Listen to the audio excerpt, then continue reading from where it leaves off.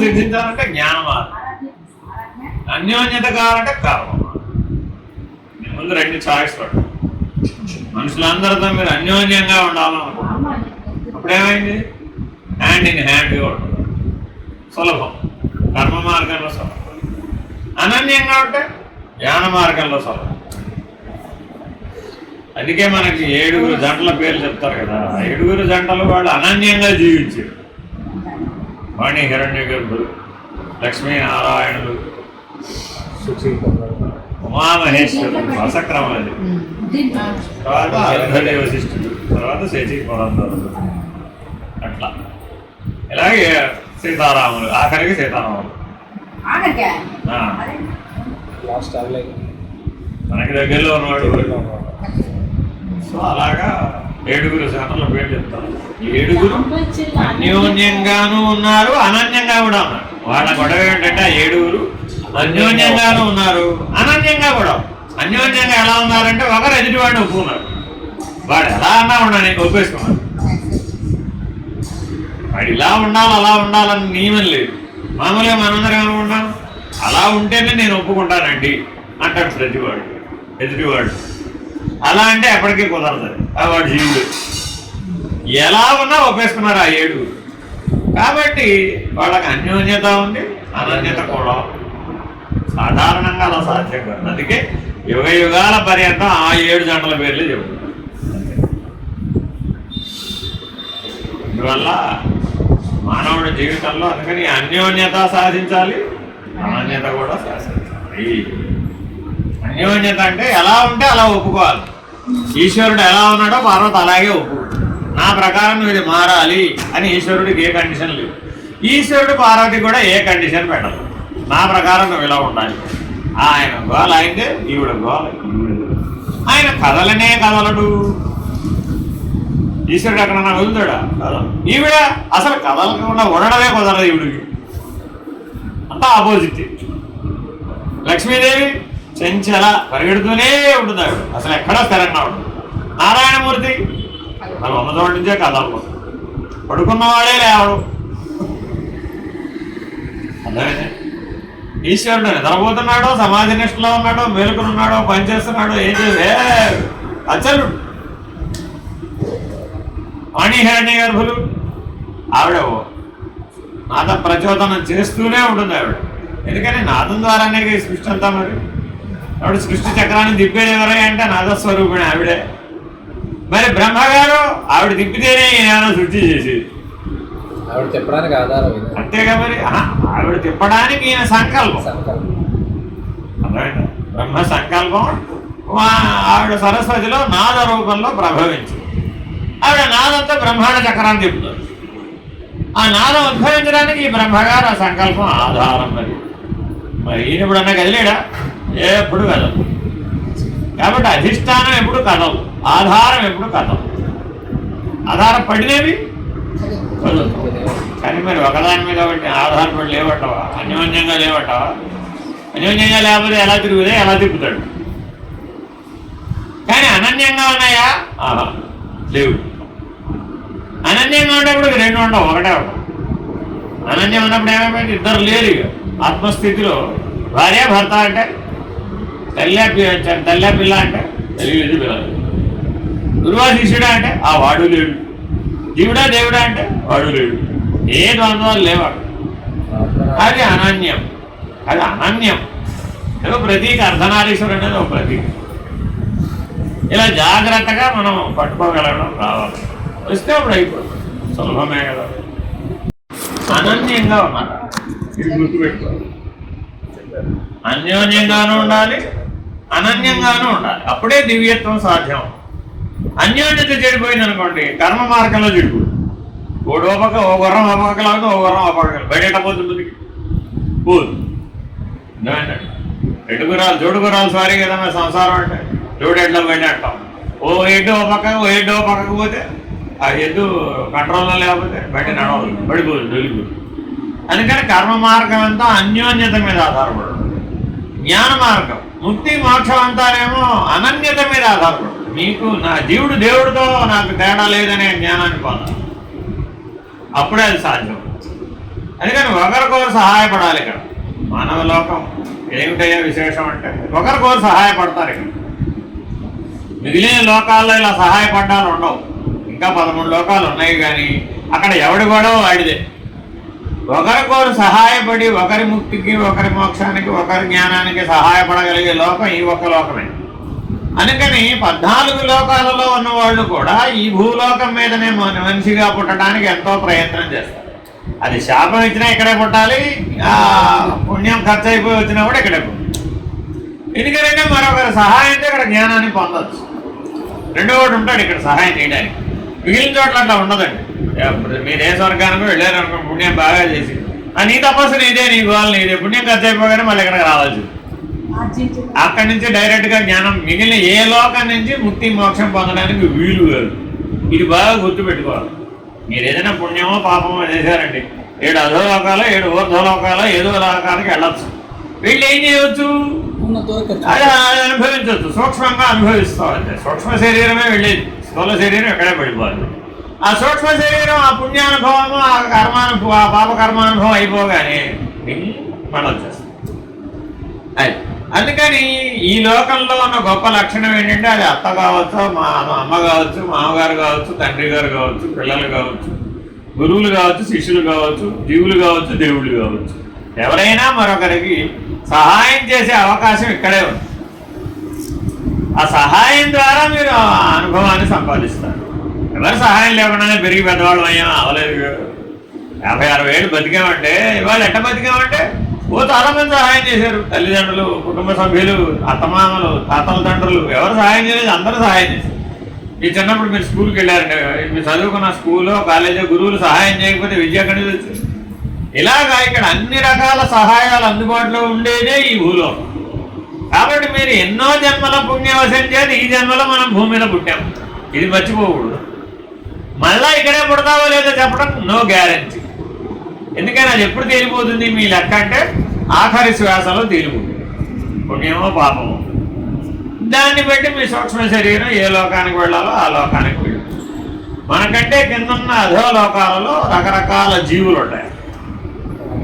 పాములు, మొసళ్ళు, ఇలా జలచరాలు, ఇలా ఇవన్నీ మనకంటే కింద ఉన్నవే. అంటే మానవుడి కంటే కింది స్థాయి జీవులు ఎన్నైతే ఉన్నాయో అవన్నీ ఇతర లోకాల్లో ఉంటాయి. వాటికి అదే లోకం అంటే ఇప్పుడు దోమగారు ఉన్నారనుకోండి, దోమగారి లోకం ఏంటంటే ఆ దోమగారి లోకం దోమది. మానవ జీవితం మనతోనే సంబంధపడి ఉన్నట్టు కనబడుతుంది, మన రక్తమే తాగుతుంది. కానీ దానికి మన భాష తెలియదు, మన యాస తెలియదు, మన ఆలోచన లేదు, మన రక్తంతోనే జరిగిపోయాయి. అట్లాగే మొసళ్ళు ఉంటాయి, అట్లాగే పావులు ఉంటాయి, అట్లాగే పక్షులు ఉంటాయి. ఎవరి లోకం వారిదే. ఏమన్నా అన్ని భూలోకంలోనే ఉంటాయి కదా. అదే బాబు, భూలోకంలో తెలివి ఉన్న వాడికే, మనిషికి ఒక్కడికే ఇది భూలోకం. మిగిలినవన్నీ ఆయా జీవులన్నీ వాటి లోకాల్లో. సముద్రగర్భంలో ఏ సూర్యరశ్మి లేకుండా బ్రతికేసే జీవులు ఎన్నో ఉన్నాయి. మరి వాటి లోకం లేదేవి, వాటి లోకంలో ఉంటాయి. ఉదాహరణ చెప్తాను, పగడపు దీవి అని ఒకటి ఉంటుందండి. కోరల్స్, మీరు పగడాలు వేసుకుంటారు కదా, అవి కూడా ఒక సూక్ష్మజీవి తయారు చేసేటటువంటి ముత్యం ఎలాగో పగడం కూడా అంతే. అవి ఎక్కడుంటాయా, సముద్ర గర్భంలో ఉంటుంది. అవి ముత్యపు చెప్పలు కానీ పగడాల దీవులు కానీ సూర్యరశ్మి సోకర ప్రాంతంలో ఉంటాయి. అంత దూరం లోపలికి వెళ్ళి వాళ్ళు ఇలాంటి వాటి కోసుకుని పట్టుకుని బయటకు వస్తే మనం హాయిగా మెడవేసుకుంటాం. అబ్బా ముత్యాలదంట, అబ్బా పగడాలదంట.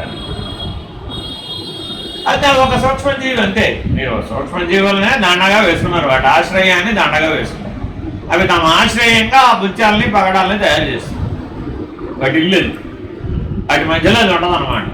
అందులోనే చనిపోద్ది, అందులోనే పుడుతుంది, అదే తయారు చేసిన అక్కడే పోవాలి. దాని జీవితం అంతే.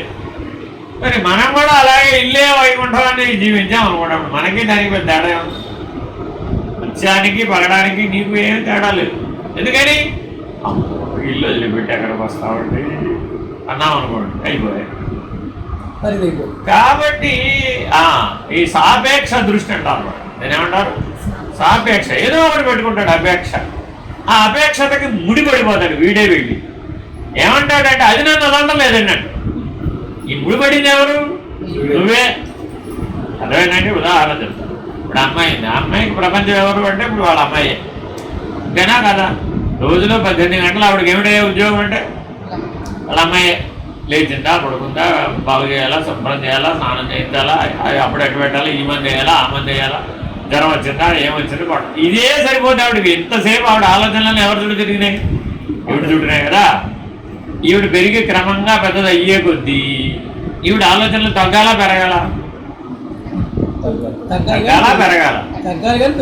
అంతేనా కదా. ఎందుకని? అభ్యాస దోషం. ఏమిటి అభ్యాస దోషం? వాళ్ళ అమ్మాయే తన జీవితం అనుకో, వాళ్ళ అమ్మాయి తల్లే జీవితం అని అనుకోలేదు. చూసుకోండి, మీరు అందరూ మీ తల్లే జీవితం అనుకుంటే తర్వాత జీవితం ఉందా మరి మీకు? లేదుగా. కాబట్టి నీ భవిష్యత్తు నీకు రావాలి అంటే మీ తల్లే జీవితం అని అనుకోవాలా, అనుకోకర్లేదా? అనుకోకూడదు.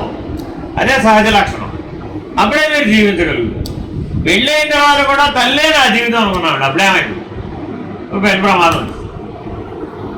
అంతేనా కదా. ఆలోచించి చూడండి. ఇప్పుడు ఈ అమ్మాయి పెరిగే కొద్దీ ఈవిడ కూడా ఏమవ్వాలి? ఈవిడ కూడా ఎదగాలి.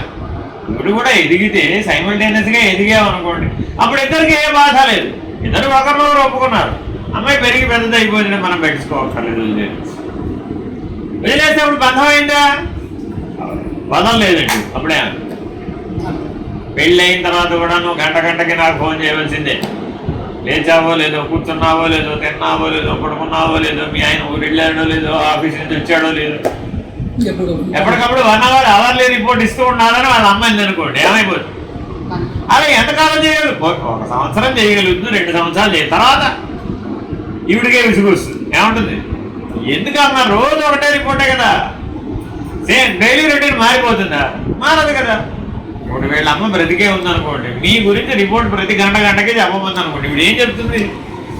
ఏముందమ్మా, పొద్దున్న లేచారు, టిఫిన్ చేశారు, షాప్కి వెళ్ళారు, మధ్యాహ్నం వస్తారు, భోజనం చేస్తారు, మళ్ళీ పడుకుని షాప్కి వెళ్తారు, మళ్ళీ వస్తారు, మళ్ళీ సాయంత్రం షాప్కి వెళ్తారు, మళ్ళీ రాత్రి వస్తారు, పడుకుంటారు. ఈ రొటీన్ ఏం మారటం లేదు. చెప్పడానికి ఏమిటండి విశేషాలు ఉన్నాయి? ఏమి ఏ రోజు కాదు విశేషాలు వచ్చాయి. వయసు కాదు, వ్యవహారము కాదు, అవునా కదా. ఇప్పుడు ఈ అమ్మాయి గురించి చెప్పాలంటే ఏ రోజు కాదు ఇక్కడ మార్పులు వస్తా ఉంటాయి. ఇవాళ ఏదో కూర్చుందండి, వాడు ఏదో పడుకుందండి, వాడు ఏదో ఉందండి, వాడు ఏదో అందండి, ఇలా ఏదో చెప్తాం. కాబట్టి ఆ వయసుకు కుదురుతుంది. కానీ 8 ఏళ్ల తర్వాత విశేషాలు ఏమీ లేవు. ఎందుకని 8 ఏళ్లకు బాల్యం అయిపోయింది. కానీ మరి మనం 8 ఏళ్లకు బాల్యం వదులుచుకోగలిగామా? 80 ఏళ్ల వరకు మిగుల్చుకున్నామా? ఎందుకని? మనమే జ్ఞాన మార్గంలోకి మారలేదు. కర్మ మార్గంలోనే ఎప్పుడు అలాగే ఉండిపోవడం వలన పని ఫలితం అనేటటువంటి సాపేక్ష దృష్టికి మనమే వెళ్ళి పట్టుకుని ఏమంటున్నాం? ఆ పని నన్ను వదలటం లేదండి, ఆ ఫలితం నన్ను వదలటం లేదండి, ఆ భావం నన్ను వదలటం లేదండి, ఆ బంధం నన్ను వదలటం. పని, ఫలితం, భావం, బంధం, ఈ 4 మానవ జీవితంలో పెద్ద సమస్య. అవి లోపలే, ఎవరి లోపల వారికే ఉన్నాయి. ఎవరు ఏ పనికి కట్టుబడ్డారో, ఎవరు ఏ ఫలితం చేత బాధించబడుతున్నారో, ఎవరు ఏ భావం చేత దుఃఖాన్ని పొందుతున్నారో అదే బంధమై కూర్చో. మరి ఇప్పుడు అది నువ్వు పట్టుకుంటే వచ్చిందంటావా, లేకపోతే అది నిన్ను పట్టుకుంటే వచ్చిందంటావా? వదలాల్సింది ఎవరంటావు? ఇప్పుడు నువ్వే వదలాలి. ఎప్పటికైనా దాని టైం అయిపోయింది, వదిలేయాలంతే. ఉయ్యాల బంధమై తోస్తుందండి ఇప్పుడు అమ్మాయికి. ఇప్పటి వరకు ఉయ్యాల ఊపితే పడుకుంటుంది. 6 నెలల తర్వాత ఉయ్యాల ఊపండి చూద్దాం. ఉయ్యాల ఊపితే ఏడుస్తుంది, నేల మీద పడుకోబడితే హాయిగా ఆడుకుంటుంది. 6 నెలల వరకు ఎంత బాగుంది కదని. ఇప్పుడు ఇంకో నెల కూడా పర్వాలా, ఇంకో నెలకు కూడా ఉయ్యాల వేసే పడుకుంటుంది. ఇంకో నెల తర్వాత రాత్రి పూట కూడా మామూలుగా మీ పక్కన పడుకోబెట్టుకోవాలి, నేల మీద పడుకోబెట్టుకోవాలి. ఎందుకని? అందుకని ఏం చేశారంటే తల్లిదండ్రులు నేల పడడం. తర్వాత నుంచి అమ్మాయి పెరిగి పెద్ద అయ్యేదాకా ఫ్లోర్ బెడ్, మంచం తీసేయమ్మా, మంచం మీద పడుకుంటే పని జరగదు. ఆ అమ్మాయి డొల్లి కింద పడుతుంది కాబట్టి నువ్వు కూడా అమ్మాయితో కిందే పడుకోవాలి. ఇప్పుడు తల్లికి శిక్షణ, అమ్మాయికి రక్ష. నువ్వు నేర్చుకోవాలిగా మరి. నేను కింద పడుకోలేనండి అన్నావు అనుకోండి, అయిపోయింది. నీకు అమ్మాయికి వ్యతిరేక సంస్కారం. అమ్మాయి కిందే పడుకోవాలి, నువ్వు పైనే పడుకోవాలి. నీకు నడు నవ్వి ఏం చేస్తావు? అయిపోయింది కదా. ఇలాగ అన్యోన్యత చెడిపోతుంది. ఏదో ఒక సందర్భం, ప్రారంభ కర్మ అంటాం వస్తుందండి. వచ్చేటప్పుడు ఇద్దరు వేరైపోతారు అంతే. ఈ గుర్రం ఇటు, ఈ గుర్రం ఇటు. అప్పుడు ఏమైపోయింది? అన్యోన్యత చెడిపోయింది. అన్యోన్యత చెడిపోయేటప్పటికి కర్మ మార్గంలో అంతా పొరపంచాలు వచ్చేసి అసలు నాకు ఆవిడకి నాకు కుదరదండి బాబు, ఆయనకి నాకు అసలు కుదరదండి బాబు. అదే ఏమొచ్చిందమ్మా మీ ఇద్దరికి ఎప్పుడో దాకా బాగానే ఉన్నారుగా, 40 ఏళ్ళు 50 ఏళ్ళు అంతా బాగానే ఉన్నారు. అదే అంతా అసలు అంతా చాదస్తం వచ్చేసిన ఆవిడకి ఏమిటో చెప్పిందే 10 సార్లు చెప్తుంది. ఇట్లా ఏదేదో వచ్చేసి చిన్న విషయం కాదే, కానీ అది ప్రారంభంలో భాగమైనా కాదా? కర్మానుభవంలో భాగమే. అది ప్రారంభం అనే పేరు పెట్టుకున్నా, సత్యతం అనే పేరు పెట్టుకున్నా, ఆగామం అనే పేరు పెట్టుకున్నా, ఎప్పుడైతే నువ్వు కర్మానుభవం చేత బాధించబడుతున్నావు అప్పుడు దానికి పరిష్కారం ఏంటి? జ్ఞానమే దానికి పరిష్కారం. తాళం చెవిని ఉపయోగించి తాళం తీయాలి కానీ తాళం బదలు కొడతానంటే అలాగా. తాళం అందరి దగ్గర ఉంది, తాళం చెవి కూడా ఉంది. వాడడం యోగం, నైపుణ్యం. ఇదనే కదా, ఎడి తిప్పితే తాళం పడుతుంది, ఎడి తిప్పితే తాళం తెరుచుతుంది. కర్మ ఎలా ముక్తికి మార్గం, కర్మ ఎలా బంధానికి మార్గం. అరే నైపుణ్యం ఉండాలి, అది ఉంటే అయిపోయినట్టే, పరిష్కారం వచ్చేస్తుంది. ఏది బంధం కాదు. ఆత్మజ్ఞానం అనే దృష్టితో కనుక ఇద్దరు జీవిస్తే అప్పుడు ఏమైపోయింది? ఈయన కర్మ ఆవిడకి బంధం కాలేదు, ఆవిడ కర్మ ఈయనకి బంధం కాలేదు. ఒకరి చేత ఒకరు బాధించబడరు అప్పుడు. ఎందుకని? ఆత్మజ్ఞానం అనే దృష్టితో చూశారు కదా. అదే ఆత్మజ్ఞానం అనే దృష్టి అనే తాళం చెవి మీ దగ్గర లేదండి. అప్పుడు ఏం చేస్తుంది? భోగమే, యోగం లేదుగా మరి. అప్పుడు యోగము జ్ఞానము మన దగ్గర లేకపోతే మన దగ్గర తాళం చేయండి భోగమే. ఆ భోగం ఎప్పుడు సుఖాన్నే కోరుతుంది. అయిపోయింది. సుఖాన్ని కోరేమైంది? నీ సుఖం నువ్వు అనుకున్న దాని ప్రకారం చేస్తేనే నీకు సుఖం, ఆవిడ అనుకున్న దాని ప్రకారం చేస్తేనే ఆవిడ సుఖం. మరి ఈ మధ్యలో సంధ్య ఎవరు కుదర్చాలి? ఎవరు కుదర్చలేడు. ఎందుకని? అలాగే సృష్టి నడపబడుతుంది కాబట్టి ఎవరి ప్రపంచంలో వారు, ఎవరి ఇష్టాలతో వారు, ఎవరి కర్మల చేత వారు బంధించబడమే జీవుడు అంటే, బాధించబడటం అంటే జీవుడు. కాబట్టి ఇది జీవభావాన్ని నీవే ఎప్పటికైనా తెలుసుకుని ఈ జీవభావంలో నుంచి ఆత్మభావంలోకి మారితే తప్ప దీనికి పరిష్కారం లేదు. ఎన్ని జన్మలైనా లేదు, ఈ జన్మని కాదు, ఎన్ని జన్మలైనా లేదు. ఇలాగే నువ్వు ఒక 100-1000 జన్మలు పుట్టిపోయావమ్మా, అప్పుడు కూడా ఇలాగే ఉంటావు. నా లోకం, నా ప్రపంచం, నా ఇష్టం, నా కర్మ, నా అనుభవం, నా సుఖం. ఇది జీవుడు. అర్థమైందండి? అదే ఆత్మజ్ఞానంలోకి వచ్చావు, ఆత్మభావంలోకి వచ్చావు, అప్పుడు ఏమైంది? ఈ గొడవ లేదు, ఇవన్నీ వదిలేస్తావు. అప్పుడు ఏమైంది? ఓహో సరేలేవాయా బాబు, ఆవిడ అసలే ముక్తి మోక్షం కోసం ప్రయత్నం చేస్తుంది, మంచిదేగా. మీ పిల్లలు పిహెచ్డీ చదువుతున్నారు అనుకోండి, మీరు మాటికి వెళ్ళి డిస్టర్బ్ చేస్తారా? ఎందుకని? డాక్టర్ ఏంటి అవ్వడం చిన్న విషయమా? పిహెచ్డీ అంటే చిన్న విషయమా? ఊరికే గంటకి వెళ్ళేవాడు వాడు చేయమా, అది పిలిచినప్పుడు వెళ్తే చాలు, వాడికి అవసరమైతే ఆడికి పిలుస్తాడు. ఊరుకోను అని చెప్తున్నావు కదా మరి. ఎందుకని?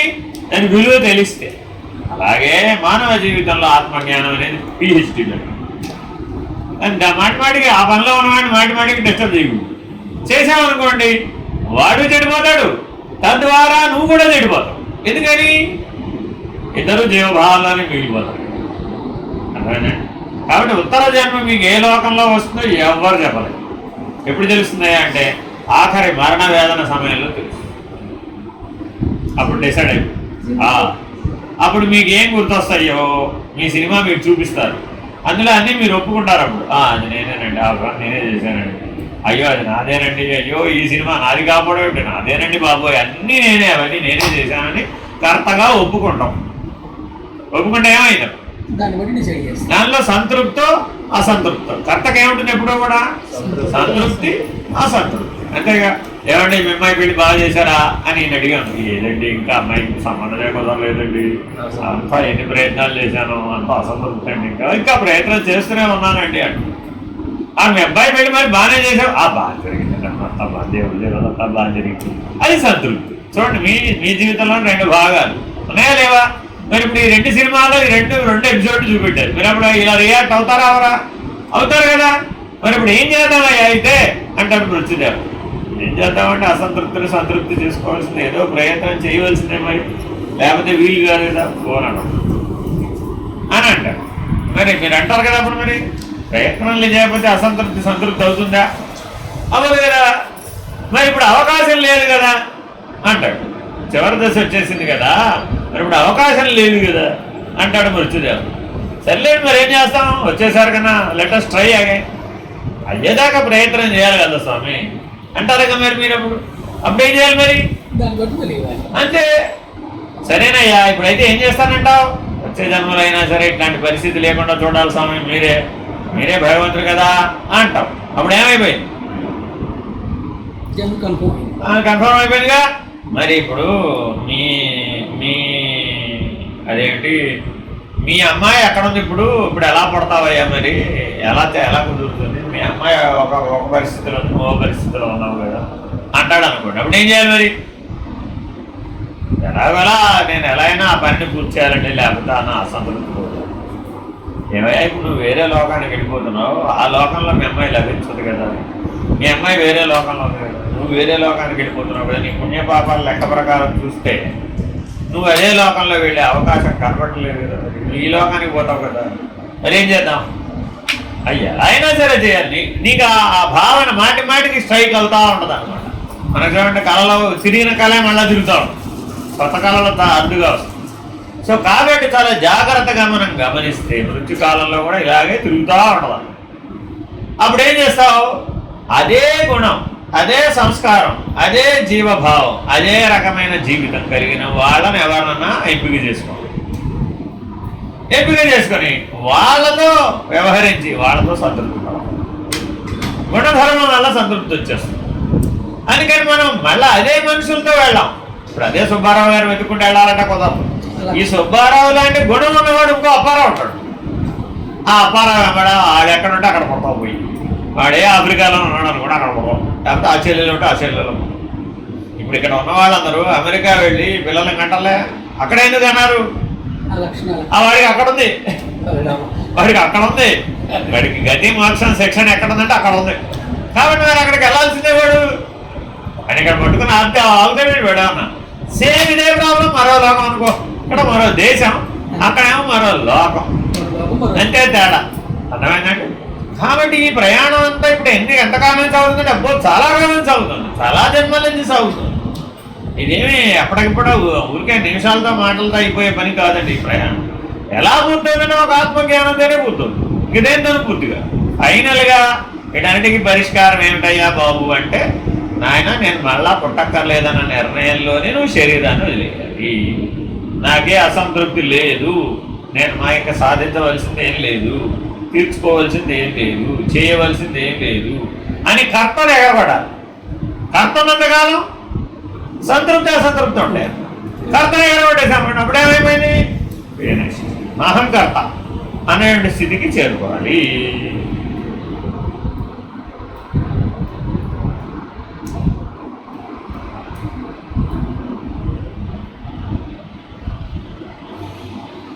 చాలా జాగ్రత్తగా మనం ఈ పరిణామాన్ని పూర్తి చేయాలి. లేకపోతే ఎక్కడో ఒక చోట శేషం రామకృష్ణ పరమహంస అంటారన్నమాట, సూదిలో దారం ఎక్కించేటప్పుడు ఒక్క పోగు మిగిలిపోయినట్టు ఏం చేస్తారు, అప్పుడు ఎక్కుతుందంటారా, ఒక పోగు పక్కకు ఒక్క పోగే కదా ఎంత ఎక్కించడానికి ప్రయత్నం. మనం కూడా జన్మరాహిత్యం అనేటటువంటి సూది బెజ్జంలోంచి వెళ్ళడానికి ప్రయత్నిస్తాం. ఆ మృత్యు ఎంత ఏమిటాయంటే సూది బెజ్జం, మనకి పక్కకు ఓ పోగు మిగిలిపోయింది, ఏమైపోతాం. కాబట్టి మృత్యు వచ్చే సమయానికి మనం ఏ రకమైనటువంటి కర్మబంధం లేకుండా ఫ్రీగా వెళ్ళిపోయేటట్లుగా ఉండాలి. అప్పుడేమైంది, చాలా జాగ్రత్తగా మనం ఈ పనిని పూర్తి చేయవలసిన అవసరం ఉందా లేదా మరి ఇప్పుడు, అది కదా. ఎందుకంటే ప్రతి క్షణం జాగ్రత్త మిగుల్చుకోకూడదు, కర్మశేషాన్ని మిగుల్చుకోకూడదు.